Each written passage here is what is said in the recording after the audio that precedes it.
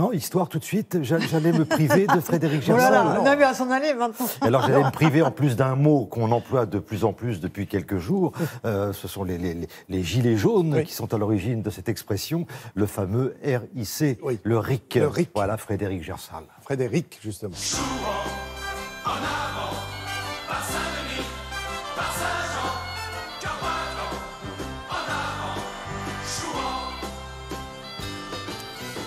Bonjour Frédéric. Donc le RIC, on en parle depuis un peu plus d'un mois maintenant. Là, il y a eu l'acte 5 des Gilets jaunes, et c'est là que ce mot a pris toute son importance. Qu'est-ce que ça veut dire, RIC? Alors en fait, c'est les 3 lettres, référendum d'initiative citoyenne. On dit aussi populaire, on pourrait l'appeler le RIP. Alors on l'avait déjà évoqué pendant la campagne électorale de 2017 avec Madame Le Pen, Monsieur Dupont-Aignan, Monsieur Asselineau qui en avait parlé aussi, Monsieur Mélenchon. Parce que regardez ce graphique qui nous montre quelles sont les possibilités à partir du RIC. Il y a 4 possibilités. Soit c'est législatif, c'est-à-dire que, vous voyez, en haut à gauche, j'ai une idée de loi, je veux la proposer. En haut à droite, c'est le révocataire. Alors ça, c'était ce que souhaitait notamment M. Mélenchon, et c'est toujours sur la table, c'était révoquer l'un des élus pour lequel on n'est pas content. Et je vais y revenir parce que c'est surtout au niveau mondial, on va voir que ça existe déjà. En bas à gauche, vous avez « Je ne suis pas d'accord avec cette loi, je souhaite non pas en proposer une autre, mais la supprimer ». Et puis, tout en bas à droite, alors, je souhaite demander une modification de la Constitution. À quel principe ça part? En fait, ce référendum part d'abord de signatures.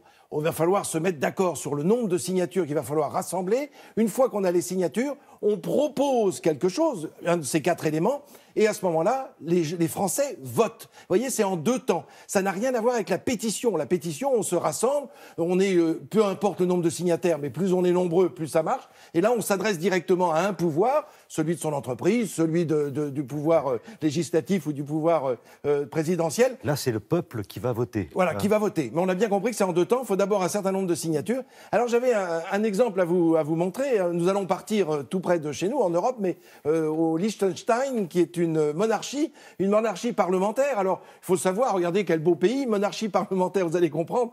Et, en fait, il y a 5 ministres qui entourent le monarque. Et puis, donc, c'est un petit gouvernement. Et il y a 25 élus, il y a 25 députés pour le Liechtenstein tout entier. Et il y a un référendum d'initiative populaire qui a eu lieu il n'y a pas tellement longtemps, c'était en 1984. Bon, vous allez me dire, ça fait quand même quelques années. Mais quand vous savez pourquoi on a rassemblé ce référendum, c'était pour permettre aux femmes de voter. Je ne sais pas si vous vous rendez compte, 1984.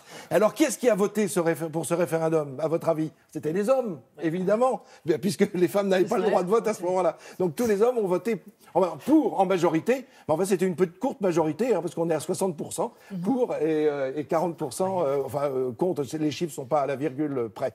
Alors là, je vous emmène maintenant de l'autre côté de l'Atlantique. On va partir aux États-Unis, où là, il y a des référendums d'initiative populaire qui sont autorisés dans certains États. Ça n'est pas en tout cas pour le pays tout entier, c'est toujours par État. Et l'exemple le plus flagrant, ça a été en 2003, où on a le gouverneur de Californie qui s'appelait Gray Davis. Eh bien, ça a été un référendum révocataire dont on parlait tout à l'heure. C'est-à-dire qu'on décide, avec un certain nombre d'électeurs, de signer la chute de tel ou tel élu, en disant il n'est pas à sa place, il n'est pas bon, on juge qu'il faut en changer. Et en même temps que les Américains votent pour ou contre cet élu, en même temps ils proposent un autre nom.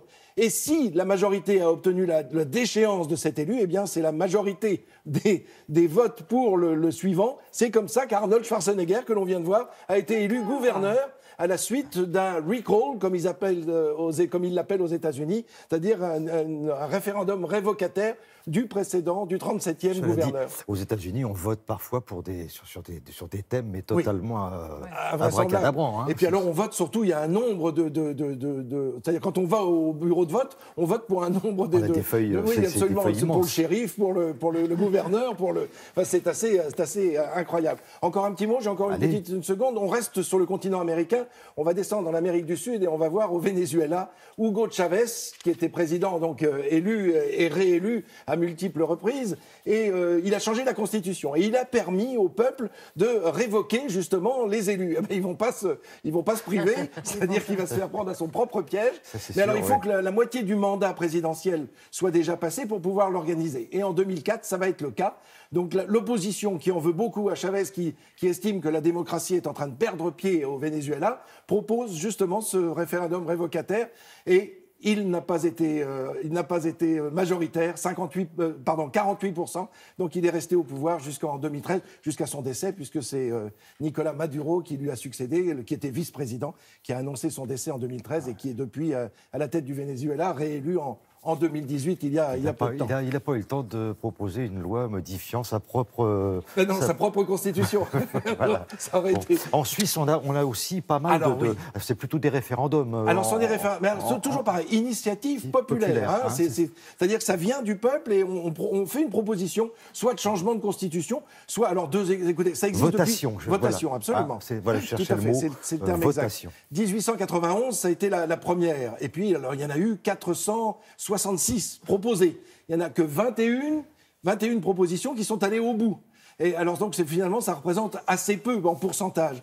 Mais la dernière, en tout cas une des toutes premières du 21e siècle, a été, tenez-vous bien, l'adhésion, c'est une votation pour ou contre l'adhésion de la Suisse à l'ONU. Elle n'y était pas depuis 1945 et ça a été accepté au tout début du 21e siècle, en 2001 très exactement. La votation a été acceptée, donc 190e pays à faire partie de l'ONU, oui, la Suisse, la Confédération helvétique. Quand je pense que j'ai failli vous oublier... C'est tellement passionnant. Mais c'est pour ça que c'est bien que vous soyez là. Merci beaucoup, Frédéric. Merci, Thierry. Ah là là.